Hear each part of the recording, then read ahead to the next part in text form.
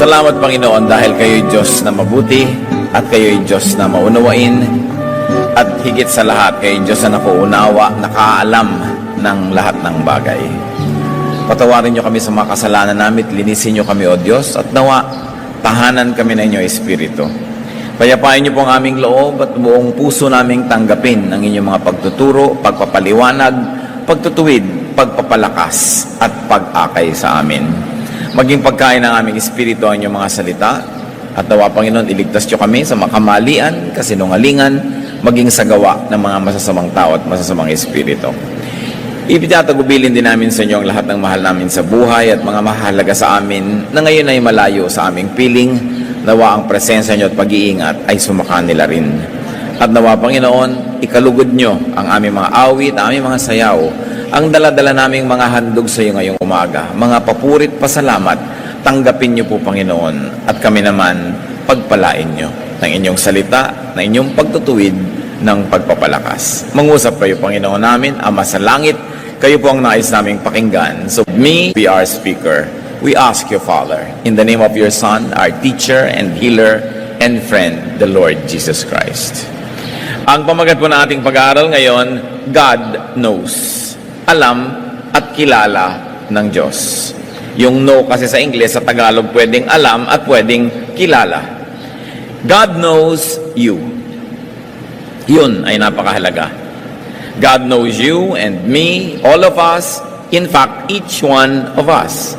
And God knows you intimately. Hindi lang basta kahalubilo, kasalamuha, kaisa natin ang Diyos. Kilalang kilala ang bawat isa sa atin. Psalm 139:15-16. My frame was not hidden from you when I was made in the secret place. When I was woven together in the depths of the earth, your eyes saw my unformed body. All the days ordained for me were written in your book before one of them came to be. Sabi, wala akong maililihim sa inyo. Hindi pa man ako nabubuo sa aking pinanggalingan sa isang lihim na lugar na yon at mahiwagang pagkakabuo sa akin, kilala nyo na ako. Alam ng Diyos ang ating pagkakabuo, ang ating pagkatao, ang ating buong pagka-espiritu rin. That the Lord knows and has seen our unformed body. Sabi, all the days ordained for me were written in your book. Ang aking buhay ay nakahanda na, nakatalaga na, isinulat nyo na. It was written in your book.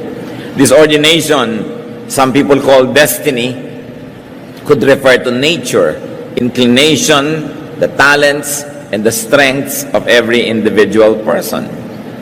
At pag sinabi na, all the days ordained for me were written in your book, many people would like also to read genes or genetic disposition as part of that book na isinulat na itinakda na ang magiging likas ng tao, ang magiging nature niya. That destiny is the general and lifestyle and direction of a person. Tinatawag ko minsan sa Tagalog na palad o kapalaran. But it is not necessarily every minute detail of daily life. And by the way, a very modern science called epigenetics showed that in spite of our genetic disposition, ay maraming mga bagay na nag-i-influence sa ating pagkatao. The environment and the will of a person can change genetic activity without changing the genetic code. Very interesting study po ito. Isang breakthrough na scientific explanation and even proof of the possibility of rebirth.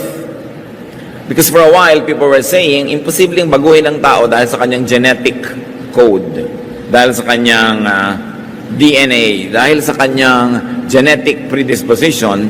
Pero napatunayan ngayon na dahil sa kapaligiran at dahil din sa will o kaya ay sariling kalooban ng tao na kanyang pinananaig, maaari niyang baguhin ang genetic activity niya without changing the genetic code. And these activities could be imprinted on the very genes of a living person and his immediate descendants. In fact, a very interesting report of Time Magazine noong January 18, ang title pa, Why Your DNA Isn't Your Destiny, says that the new science of epigenetics reveals how the choices you make can change your genes and also that of your children. So, pwedeng mabago, baguhin ng isang tao in one generation. No? At yan ay pwedeng mangyari sa pamamagitan ng pagpili kung ano ating mga ginagawa, patuloy na pagkikreate ng thoughts that turns into action, and action that turn into habits, habits that become lifestyle, can change genetic activity. But back to God's intimate knowledge of us. So kung tayo nililikha pa lang, binubuo pa lang tayo, genetic level pa lang, kilala na tayo ng Diyos, talagang alam niya kung ano ang bagay at dapat mangyari sa ating buhay. Pero hindi naman marahil ibig sabihin, pati pagpili mo kung mainit o malamig ang kakainin mo ngayon, kung ano isusuot mo bukas, tinakda ng Diyos. Pero binigyan ka niya ng isang naturalesa, isang natural na pagkatao na nakahilig sa mga bagay, na kung susundin mo yung hilig na yun at pagbibigyan ka ng kapaligiran at mangyayari yon, magaganap sa'yo yung talagang nakatakda at dapat maganap sa'yo. In a general way, because the details are up to you, because God had given us free will. Pero kilala tayo ng Diyos. Luke 12:7, indeed, the very hairs of your head are all numbered. Plural pa nga ang ginamit sa hairs instead of the more grammatically accepted na hair, kahit marami. Because grammar recognizes that you cannot count hair. But God counts hair, kaya ka hairs sa Bible. In fact, hair grows and hair falls every minute. So anong sinasabi that God knows the number of your hairs? God has a very updated knowledge of you. Hindi yung alam niya last week, last month, last year. This very minute, kung may bagong tumubong buhok at may bagong nalaglag na buhok, alam niya yung latest count. Doon tayo kakilala ng Diyos. Psalm 44, tayong 21, God knows the secrets of the heart. Kumisan ka, yung tao mismo nalilito, hindi niya malaman kung ano yung gusto ng puso niya talaga. Pero yung Diyos alam. God is your closest confidant. Kaya akala lang natin, wala tayong kumisang close friend, wala tayong mapagsabihan, walang nakakaunawa, walang nakakakilala sa atin. Pag naiisip niyo yung ganung bagay, ibig sabihin nakakalimutan niyo ang Diyos. Kasi kilalang kilala at naiintindihan tayo ng Diyos. God knows your thoughts. Jeremiah 12:3, you know me, O Lord, you see and test my thoughts about you. Nakikita ba ang hindi? Pero nakikita ng Diyos. Basan niya ang ating iniisip at lalo niyang sinusuri, sinusubok kung paano tayo nag-iisip tungkol sa Kanya. Psalm 94:11, the Lord knows the thoughts of man. And Psalm 139 verse 2, you perceive my thoughts from afar. Luke 16:15, God knows your hearts. Anong kahulugan ng ganitong mga katotohanan sa atin, mga kapatid? Kung kilalang kilala tayo ng Diyos, alam niya ang ating iniisip, therefore you can easily invite God into your thoughts. Pag nag-iisip tayo ng mga tukso, imbitahin agad natin sumali ang Diyos sa usapan para mawala yung tukso at matalo. Pagka tayo nakakapag-isip ng mga nakakasira ng loob, nakakatakot, nakakapanlumo, nakakanervyos, agad-agad isali ang Diyos sa pag-iisip at sa usapan para yan ay mapagtagumpayan. Napakahalaga ng application ng katotohanan that God knows our thoughts. And because we can change our thoughts by will, and because God likes to assist us in changing our thoughts unto what is good or better or best, then our thoughts need not oppress us. Kadalasan na nagpapahirap sa tao yung iniisip niya. Yung kinakatakot niya, yung nervyos niya, yung hirap ng loob, yung hindi niya maunawaan. Kumisan nga, may hindi ka lang maalalang pangalan o lugar, hirap na hirap ang loob mo hanggang kailangan maalala mo yan. Kung pwede nga mag-text ka kahit sa kaeskwela mo na nasa malayong bansa na ngayon, maalala mo lang yung pangalan ng isang kaibigan mong hindi mo maisip-isip. Ginagawa ng iba yan, hindi sila matahimik. Pero naaalala yun ng Diyos. At ang Diyos ay kapiling natin sa pag-iisip. Kaya hindi natin siya dapat iniiwan. Magpapasya ka, magtanong ka sa Diyos.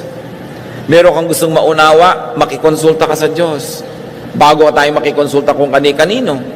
Madalas, lumalapit lang tayo sa Diyos pag mali na pala yung nagawa natin at may mga bunga na yung kamalian. Sa simula pa lang, thought pa lang, kasali na yung Diyos. Therefore, kasama siya sa execution for it to become an action. Thoughts pa lang, action pa lang, kasama na, paano magiging mali ang pupuntahan ng ating buhay? God knows your words. Mga salita nating lahat, may katuturan man o wala, maganda man o hindi maganda, alam ng Diyos. Psalm 139 verse 4, before a word is on my tongue, you know it completely, O Lord. Bago pa man mamutawi ang salita sa aking labi, alam nyo na. Bakit alam? Kasi nga alam ni Lord yung ating genetic predisposition, alam niya yung ating nature, alam niya yung ating likas. So, alam niya, hindi niya tayo pinagsasalita na parang robot, pero alam niya kung anong sasabihin natin. Parang kung kilala mo isang tao, parang alam na alam mo magiging reaksyon, pero kung minsan nagkakamali tayo, pero ang Diyos, ganun ka-intimate ang pagkakakilala niya sa atin. So the Lord knows our vocabulary, and the Lord knows the kind of words that we might say. Matthew 12:36, but I tell you that men will have to give account on the day of judgment for every careless word they have spoken. Alam din natin, dahil alam ng Diyos ang bawat salita natin, we will be rewarded for every good word we say. Ang katotohanan niyan, hindi na tayo kailangan maghintay pa ng judgment day para tayo maparusahan o magantimpalaan para sa ating mga salita. Sa buhay na ito pa lang, tayo'y nakikinabang na, o kung tayo'y marunong at magandang magkorte ng salita, at tayo'y nagbabayad at nagdurusa na kung wala tayong kwenta magsalita. Kasi yung mga tao natutuwa o nagagalit sa atin dahil sa bitaw natin ng mga salita. At ang tuwa o galit ng kapwa ay gantimpala o parusa sa atin. Sapagkat pag sila natutuwa, marami silang willing na gawin na mabuti para sa atin. At kung hindi naman sila natutuwa, kahit kaya na nilang gumawa ng mabuti, ayaw nilang gawin. O gumawa man, konti lang. Kung minsan gagawin ka pa nga ng masama dahil nagalit sa'yo, dahil sa iyong salita. And we must never forget that every word we say is recorded in eternity. May katumbas na gantimpala at parusa ang bawat salitang namumutawi sa ating labi. Bakit? We have to be responsible for our speech, because speech is great power, and it's a great power that comes from God. Kaya nating bumira dahil sa pananalita lang. Kaya nating umakay o magtulak, kaya nating magbigay ng liwanag o dilim dahil sa pananalita. At ito ang isang kailangang lubos na makontrol ng tao, ang kanyang pagsasalita. Alam ng Diyos lahat. Ngayon, kahit hindi natin i-verbalize, nasa isip pa lang, alam niya na rin kasi alam niya yung thoughts. Para tayo maglilihim nun? Ang masarap na comfort dyan, bawat naman mabuting iniisip mo, alam din niya. Kaya kung minsan, kahit hindi ka nare-recognize ng iba, nire-recognize ka ng Diyos. Sabi niya, what is seen in secret will be rewarded by the Father in heaven. Very importantly, God knows your feelings. Kung minsan nagdaramdam tayo at nadaragdagan yung pagdaramdam kasi hindi man lang napansin nung pinagdaramdaman natin na nagdaramdam na pala tayo. Nag-iinarte ka na pala, wala pa nakakahalata. Lalo tuloy kang lumulungkot at nagagalit. No? Yun pala, 3 araw ka nang hindi kumakain sa pagdadabog, wala pa rin nakakapansin. No? Sumasama tuloy ang iyong lagay. But God knows your feelings. Psalm 139 verse 3, you discern my going out and my lying down. You are familiar with all my ways. Kabisado niyo po ako, O Diyos. And what does it mean to us? That God can be our best friend. Nasikap na ba natin na kaibiganin ang Diyos? Oo nga, ang Diyos ay mataas, ang Diyos ay majestic, glorious, pero gusto rin niya makipagkaibigan sa atin. Kung minsan, we feel deprived of friendship, we feel poor because we don't have enough good friends, but maybe because we forget that God can be our first, foremost, and best friend. Hindi ibig sabihin na huwag ka na makipagkaibigan sa tao o sa pet mo kung gusto mo pa rin, pero ang mahalaga, dinadevelop natin ang pakikipagkaibigan talaga sa Diyos. Because through Jesus Christ, God had become our friend. Na nahihingahan mo ng sama ng loob, na pagsusumbungan, nilalapitan, nahihinga ng mga bagay-bagay, at na-enjoy natin yung kanyang company. Pag lagi tayong umiiwas sa pag-iisa, hindi natin nadidiscover yung ligaya na makapag-solo kasama ang Diyos lamang. Bagamat we were created socially, that we should interact with other people, but the beauty of aloneness is that solo-solo kayo ng Diyos, kayo lang. Walang abala at nakakapagniig talaga kayo. It is something that we should enjoy, especially kung talagang wala kang choice at wala kang makasama, alalahanin mo uli ang Diyos. Alam niyo, maraming pag-iisa. Kung lumalabo ang iyong mata, lalo pa nga at dumidilim talaga at nabubulag ka pa kumisan, kahit marami kang kasama, pwede kang matuksok na dahil hindi nila lumusan o unawaan yung kalagayan mo. Pero alalahanin mo ang Diyos kasama mo, nasa puso mo, nasa isip mo. At yung hindi mo nakikita, nakikita ng Diyos para sa iyo. Kaya maaari nating makita yung daigdig, makita ang mundo through God. Yung mga nalulumpo, mga hindi makalakad, kung ano man ang kapansanan or old age, hindi ka na makapunta sa dapat mong puntahan. Kung minsan second floor lang ng bahay mo, hindi mo na maakyat. Pwede mo ngang marating kalangit-langitan through God eh. Kaya kung ang ating masyadong inaayos at dinedevelop, pakikipagniig sa Diyos, malalampasan natin ang mga limitasyon ng katawan. Limitasyon ng ating paa, ng kamay, ng mata, ng tainga, maging limitasyon ng ating isip o damdamin o puso dahil ang Diyos walang hanggan. So God is our entry point. God is our door into the eternal, into the everlasting, into that which is spaceless and timeless. And that becomes even more precious when you begin to be saddled with the reality of humanity, of mortality. Na kung minsan hindi na nagfa-function ang isang mong kidney, o mahina na ang iyong puso, o may karamdaman ng mga iba't ibang bahagi ng iyong katawan, pero sa pamamagitan ng buhay ng Espiritu na nasa atin, pwede pa rin nating malasap, maramdaman ang ligaya ng buhay, kahit isa-isang nagsasara yung mga bintana na physical ng ating buhay, at parang dumidilim pag nagsasara yung mga bintana, pero yung liwanag na nasa kalooban natin, yung liwanag na isinilang kasabay natin, yung na dapat natin lalong kilalanin, kaibiganin, at kasamahin sa buhay. Kasi yun ang liwanag, yun ang saya, yun ang musika, yun ang tunog, yun ang kulay, hugis, galaw, na hindi maaring agawin sa atin ng anumang physical limitation. Pag masyado tayo naging physical at nilimit na lang natin yung ating buong consciousness to that which is perceived by the physical senses, it is so easy to be sad. Kasi kung minsan humihiram ang iyong pandinig, lumalabo ang iyong mata, humihina ang iyong mga movement, nagkakaroon ka ng mga sakit sa muscles, sakit sa mga internal organs. But the quicker that the body disintegrates, the more inevitable, in fact, the quicker eternity comes. Sapagkat ang tunay nga niya ng sinasabi, yung pagpalya ng katawan natin hanggang sa extreme nito, kamatayan nito, yun ang tunay na pinto para makapasok tayo dun sa buhay na iba, walang hanggan at spiritual. Of course, we were wired to appreciate and even to love life on this earth and in this body. But if that kind of life begins to be less and less, you know that there is something that becomes more and more. Kasi walang vacuum. And vacuum always attracts something. So pag lumiliit na yung mundo mo physically, nagkaka-espasyo para lumaki yung mundo mo spiritually. All the more that we should develop our spirituality and our fellowship with God. At madali sapagkat kilala niya tayo. God knows your actions. Revelation 2:19, I know your deeds, your love and faith, your service and perseverance.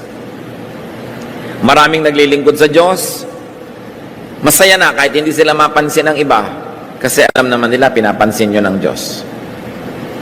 Meron din naman mga naglilingkod, masama loob, pagka hindi nare-recognize, hindi napapalakpakan, hindi nakikilala, maaari natin dapat na suriin kung sino bang pinaglilingkuran natin, ang pagkilala, ang palakpak, ang recognition ng tao, o yung Diyos na nakakakita ng lihim. At sapagkat wala namang lihim sa Kanya, at siya ay Diyos sa makatarungan, alam niyang gantimpalaan ang lahat ng mabuti nating ginagawa, lalo't sikreto. Mas gusto ng Diyos yung mga sikretong mabubuting gawa. Sabi niya, do not sound trumpets before you when you give alms to the poor. Huwag na kayong tumawag ng pansin pag gumagawa kayo ng mabuti. Nagbibigay kayo na inyong mga abuloy, mga handog, mga ambag, huwag na kayong magpakilala pa. Sapagkat ang nakikita ng Diyos na lihim na nagbibigay ay lalo niyang kinalulugdan. At lihim niyang ginagantimpalaan. Mabuti na nga kung ang gantimpala ng Diyos sa'yo, lihim, kung alam ng lahat ng kamag-anak mo, baka salakayin ka agad. Mabuti nga yung lihim, para nakakabuelo ka naman. Gusto natin lagi, public na public. So, nababaligtad. Why does God know you and me? Ba't niya kaya tayo kilala? Because God knows man. Because God lives in man. God knows man because God lives in man. Wala siya sa langit lang. Nasa puso natin siya. Wala siya doon lang sa mga ulap o sa malalayong mga planeta at bituin. Nasa kaloob-looban siya ng ating diwa. Genesis 2:7, the Lord God formed man from the dust of the ground and breathed into his nostrils the breath of life, and the man became a living resuscitate being. Napaka makapangyarihan itong kaisa-isang sentence na ito. Nung nilikha ng Diyos ang tao, inihingan niya sa tao yung sarili niyang hininga. Parang CPR, parang resuscitation yan. Yung hindi na makahinga, biglang bubuksan mo ang bibig at bubugahan mo siya ng hininga mo, papasok sa kanyang hininga, at nabubuhay siya dahil sa inihinga mo. Yan ang ginawa ng Diyos. At of course, higit pa dyan. Yun lang ang kaya nating intindihin kasi yun lang physical na alam natin Pero yung ibinigay niyang buhay sa atin nang galing sa loob niya. Hindi niya pinita sa puno, hindi niya kinuha sa ilog at inilagay sa iyo. Galing sa kanya. Sumanib ang Espiritu ng Diyos sa lupa. At yung lupa na sinaniban ng kanyang Espiritu, yun ang naging tao. May bahagi na galing sa Diyos, may bahagi na galing sa lupa. Hindi lang siya lupa at hindi naman siya Diyos. Pero nasa kanya ang Espiritu ng Diyos at nasa kanya yung katawan ng lupa. Mahiwaga, makapangyarihan, napaka-special ng tao. God's Spirit is given to man. God's Spirit lives in man. And God's Spirit will return to God after death. Pag ninamnam nyo to, ang sarap-sarap mamatay. Dahil biruin mo, babalik na yung espiritu mong ipinahiram, babalik sa Diyos, never the same. Yung espiritong galing sa Diyos, inilagay sa lupa, naging tao, at dahil yung espiritu na naitumira sa katawang lupa, naranasan nun ang hindi kayang maranasan ng espiritu lamang na walang katawan. Kaya napayaman din ng human experience yung espiritu. The Spirit of God is all the potentials because this is the Spirit of God. But it's only a potential. It is not physically real until it takes on a physical body. Therefore, God, in glorifying Himself, in continuously enriching Himself, sent parts of Him to each of one of us. Ipinagkatiwala niya ang kanyang Espiritu sa lupa, naging ikaw, naging ako, naging tayong lahat. Kaya tayong lahat nga galing sa Diyos. Kaya lahat ng tao magkakapatid. Pero binigyan yung katawan mo ng ito 20/20 vision, ito iba vision, iyon kayang tumalon ng mataas, iyon kaya namang lumangoy ng mahaba, ito kayang mag-isip, ito ang galing sa math, iyon pwedeng magsayaw, iyon pwedeng mag-music. So lahat na yun, ang galing ng bawat tao na yan, pag sinundan niya at binigay niya sa Diyos at ginamit niya sa mabuti, pag hiwalay ng espiritu niya sa katawan, babalik ang espiritu sa Diyos na lalong mayaman kaysa dati. Kasi naranasan niya ang hindi kayang maranasan ng espiritu lang. Dahil siya nagkaroon ng katawan. At lahat tayo ngayon, pagbalik natin sa Diyos, magiging bahagi muli ng iisang Diyos. That's why we will all be changed and we will be like Him. Yan ang sinasabi sa Bible. Huhubarin natin ating lupang katawan ng kanyang mga kapintasan at mga kakulangan at babalik tayo sa glorious state of being spirit, one with God and one with each other. Kaya sa church na nga ang pinaka embassy ng langit. Dito pa lang nagpa-practice na tayo, kaya brotherhood, sisterhood, kapatiran. Kasi ng tunay nating status. Ecclesiastes 12:7, and the dust returns to the ground it came from, and the spirit returns to God who gave it. How can it be clearer na bumabalik sa Diyos ang Espiritu? God lives in man, God lives in the human body. Masdan ninyo ang inyong katabi. Sige na. Tingnan ninyo sabi. Nakatira dyan ang Diyos. Siyempre may iba ding nakitira, no? May squatter dyan. Kaya kailangan medyo ilagay sa lugar yung informal settler na yan, no? Pero ang nakatira sa tao, Diyos. Pag minumura mo yung kapwa mo tao, minumura mo yung Diyos na nakatira sa Kanya. Pagka nilalait mo, iniinsulto mo, iniisnab mo, minamaliit mo yung Espiritu ng Diyos na nasa taong yan. Pag sinasaktan mo, pinagtataksilan mo, kinakawawa mo, ginuguto mo, ginagawa mo yun sa Diyos. Kaya ang sabi ni Jesus, whatever you do to the least of this, you do to me. Meron ka bang pwedeng gawin sa kapwa mo na hindi mo ginagawa sa Diyos? Nakatira sa Kanya yung Diyos. Bagamat may squatter din, ha? Dapat malinaw yan. 1 Corinthians 6:19, do you not know that your body is a temple of the Holy Spirit, who is in you, whom you have received from God? Ganun kahalaga yung tao. Kaya kung kaya mong sagipin yung taong batang natutulog sa kalsada, mabigyan siya ng shelter, ng makakain, gawin mo yun. May alang-alang sa Espiritu ng Diyos na nasa Kanya. Kaya dapat nating lutasin ang poverty. Bawat tao binigyan ng Diyos ng kakayahan at talento para yun ay mamulaklak, magbunga, at maranasan ng Espiritong inilagay sa Kanya yung dapat maranas in accordance with the giftings given to the person. Pero pinakamalaking humahadlang dyan, poverty. Maraming magagaling na pianista, hindi man lang makapag-piano. Ni pianono nga, hindi maka-afford. Dahil walang pera. Ang dami naman pera sa planeta, bakit nasa bulsa lang ng mga politiko? Diba? Ang dami-daming pera sa planeta, nasa bulsa lang ng iilan. Ang daming pagkain sa planeta, nasa sikmura lang ng konting tao. Napapansin nyo ba, ang daming magagandang view sa Pilipinas, mayayaman lang yung nag-e-enjoy? Because of the disparity in economics and politics. Kaya yung corruption, yung pagnanakaw, yung hindi pagiging tapat sa yung mga sinusumpang tungkulin sa publiko, yan ay kalapastanganan sa Diyos. Because any high position, private or public, is God's trust. Binibigyan ka ng Diyos ng mataas na katungkulan para dahil sa kapangyarihang ipinahihiram sa iyo, makapagpa-improve ka ng buhay ng mga tao, mapalaya yung mga tao sa poverty, and they'll begin to develop their talents themselves. They can become dancers and singers, mathematicians and scientists. They can become what God wants them to be according to the giftedness that God had given them before they were even born. So that the Spirit given to them will be enriched, and when it returns to God, magre-report siya sa Diyos, this is what has happened to me. Na-develop ko ang talent, naranasan ko ang dapat maranas, naibig ko ang dapat ibigin, tumanggap ako ng pagmamahal, I became one with humanity and with nature, now I return to God. Kung may nalilito pa sa atin kung anong misyon ng buhay, yun. Na tayo pilgrims, dumadaan lang sa earth. Ba't ba pinapadaan pa? Bakit ba ang Espiritu ng Diyos ay ipinahiram-hiram pa sa tao at nananahimik na lang sana sa mga kung saan man nandun? Because without the Spirit joining the physical body, experience will be impossible.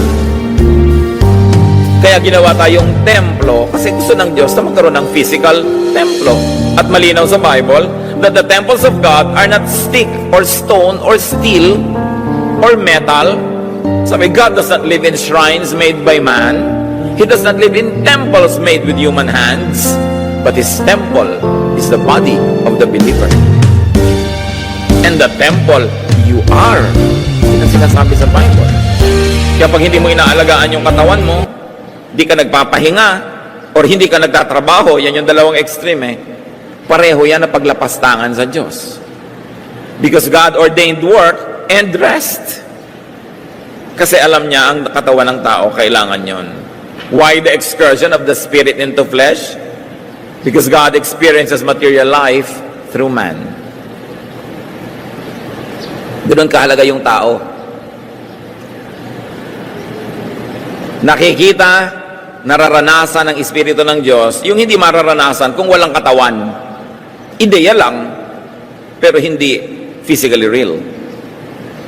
Through man, the Spirit of God experiences the many facets and beauty of creation. Experience needs a physical dimension. Experience needs polarity and extremes for it to happen. Hindi mo man mararanasan ng lamig kung hindi mo alam ang init. Hindi mo mararanasan ang taas kung hindi mo alam yung baba. Hindi mo rin mararanasan ang saya kung hindi mo alam ang lungkot. Tulad ng, hindi natin nararanasan ang kalusugan hanggang hindi ka nakakaranas magkasakit.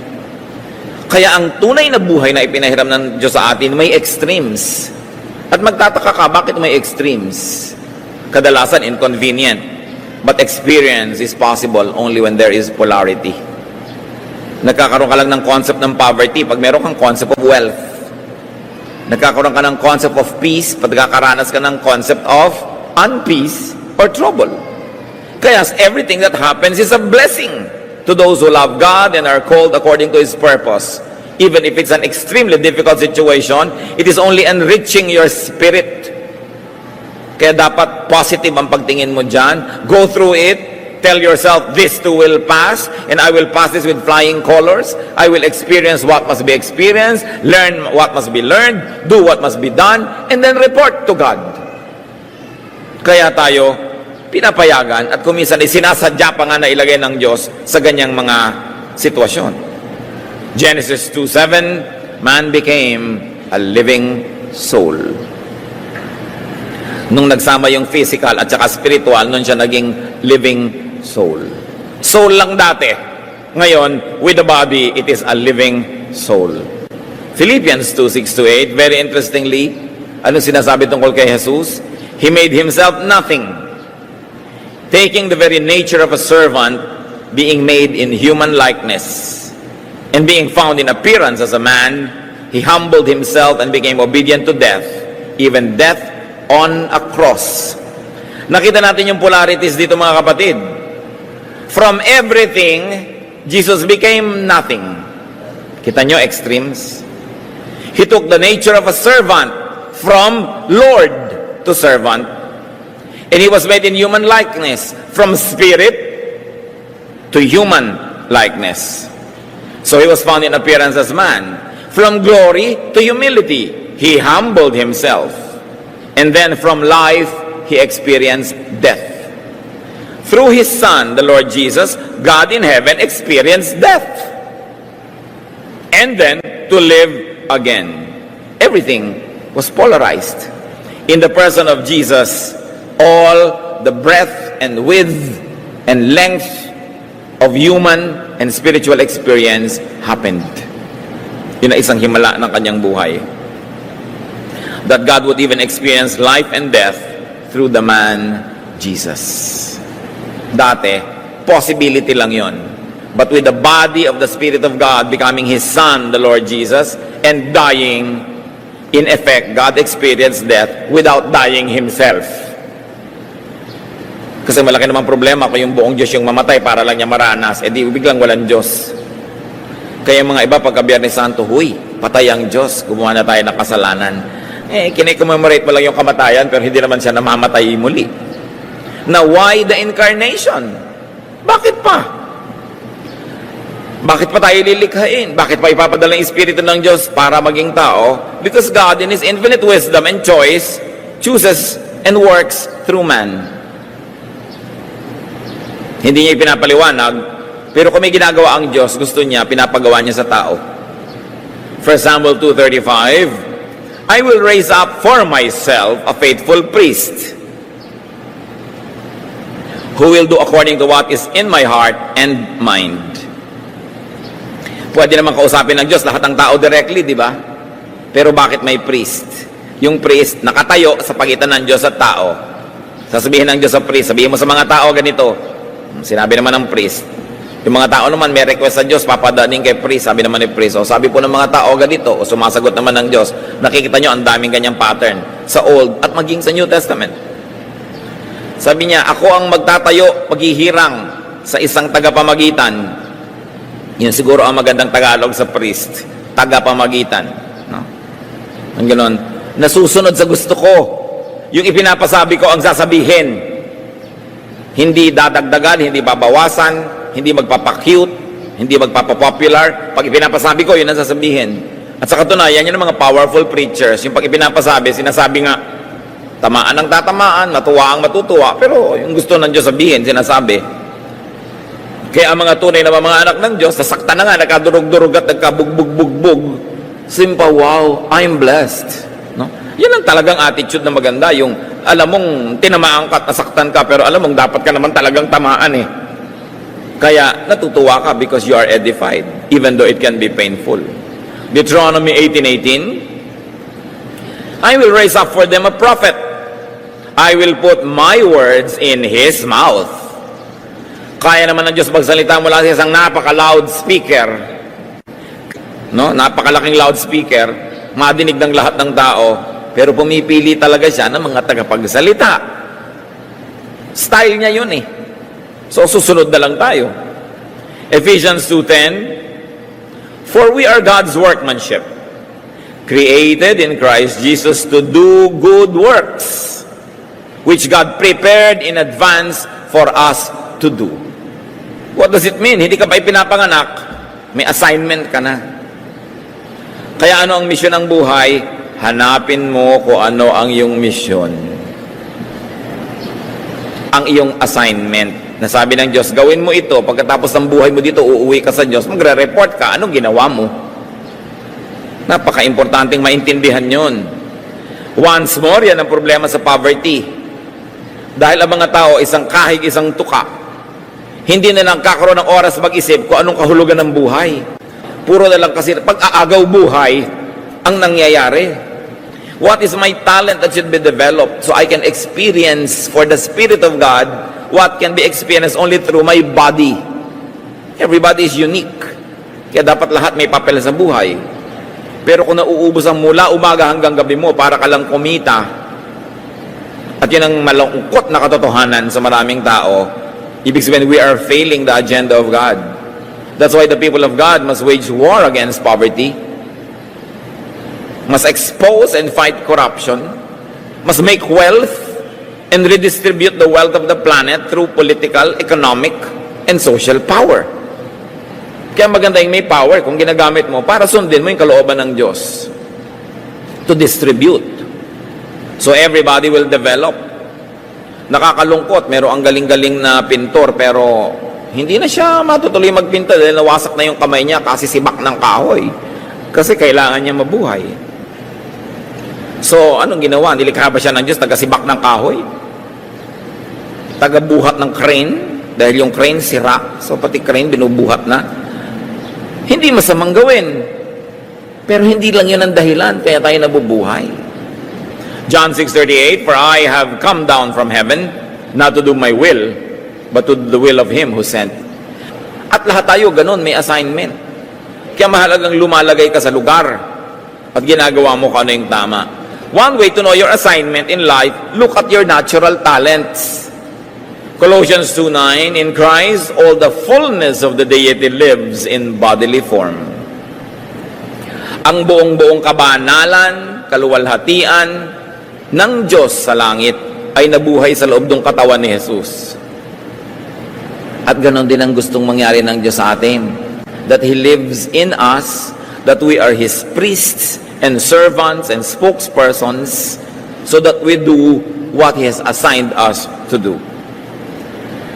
At kitang-kita natin yung doktrina that Jesus lives in the believer. This time, hindi na lang yung Espiritu ng Diyos Ama yung nasa believer, pati na ngayon Espiritu ng Diyos Anak. John 3:16, whoever believes in Jesus shall not perish but have eternal life. Pag naniwala ka kay Jesus, yung Espiritu niya tumitira sa iyo. Bakit? Kasi yung original spirit na ipinadala ng Diyos, nadumihan na. Nagkabalubaluktot na, nagkakupi-kupi. nagkapira-piraso, nagkawasak-wasak. Kasi sabi, the spirit that sins dies. Sabi ng Panginoon kay Eva at Adan, on the day that you eat of this forbidden fruit, you will die. So may namatay. Yung spirito na unang ibinigay sa kanila, namatay. Spirito naman ni Jesus ang sumanib sa iyo at sumama sa iyo at nakaisa sa iyo para mabuhay ka muli. Na-revive. Kaya bago ka na. Sabi sa 2 Corinthians 5:17, if anyone is in Christ, he is a new creation. The old is gone, the new has come. So the believer lives in Jesus. Jesus lives in you, you live in the believer. In Jesus rather.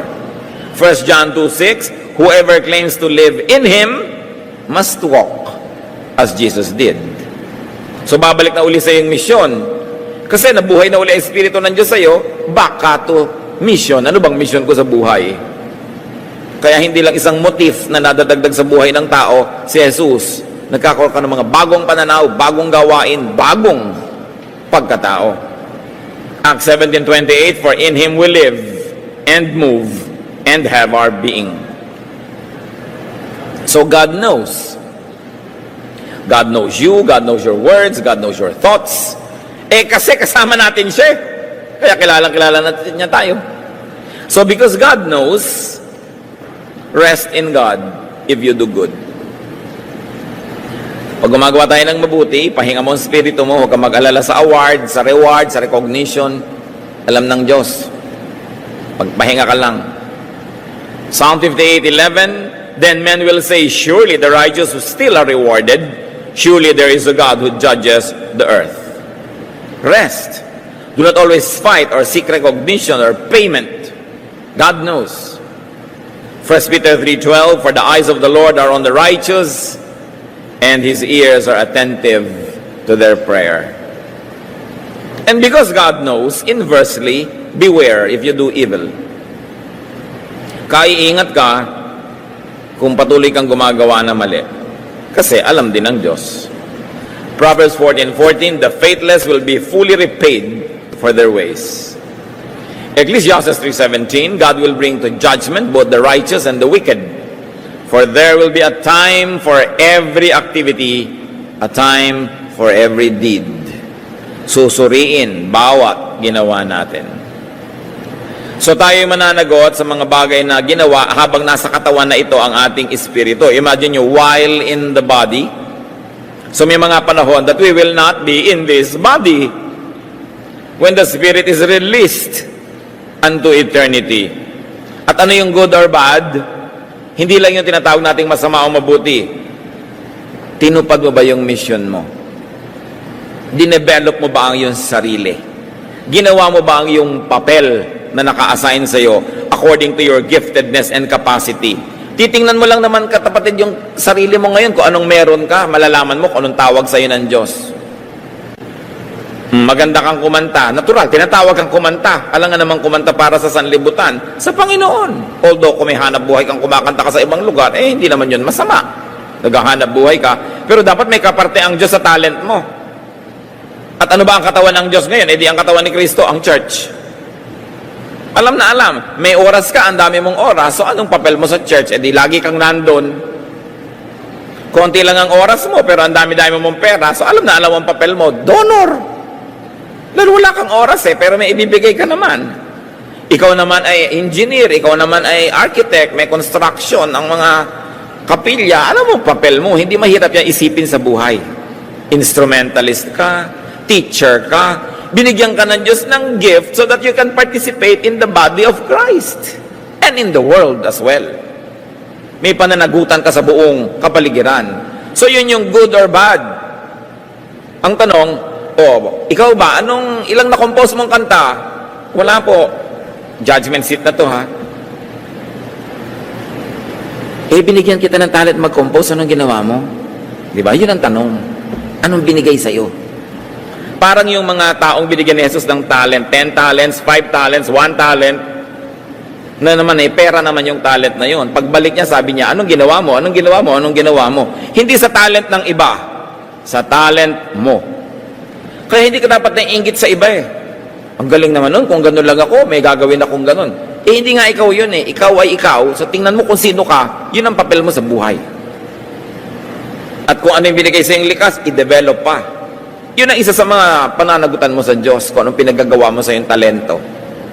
Nagamit ba yan sa kaluwalhatian ng Diyos, sa ikabubuti ng tao, ng mundo? Maiksi lang naman ang assignment natin dito, 50, 60, 70, 80, 90, 100 years. Sandali, dapat hindi tayo mag-aksaya ng panahon. Napakahalaga. So God knows you intimately. God lives in you.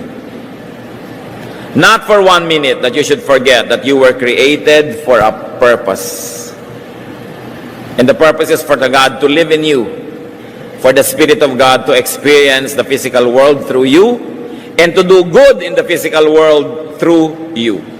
So, live according to design. Let God's Spirit experience the material world through you, and return to God with mission accomplished. Therefore, because you belong to God, you belong with all other living creatures. Napaka-importante.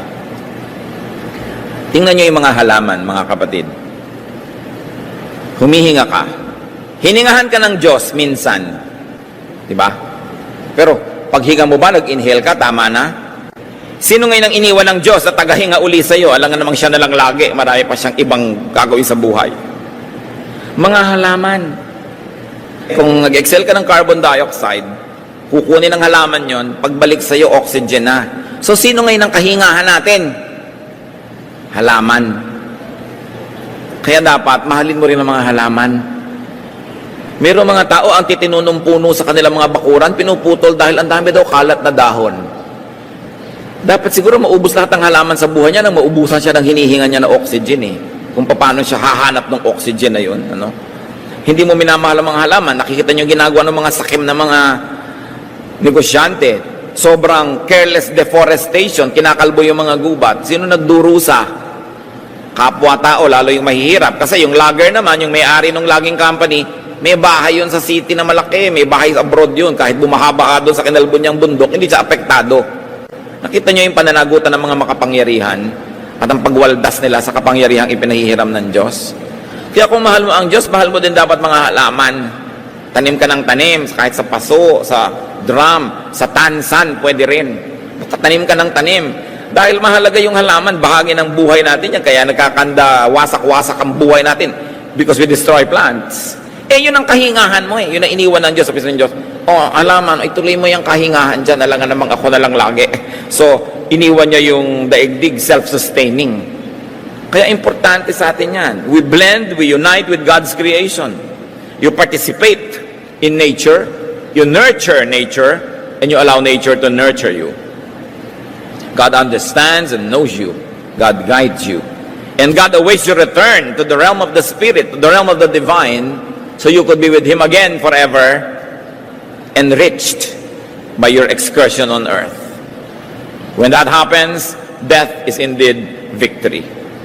So live your life according to God's design of you. May papel ka sa buhay.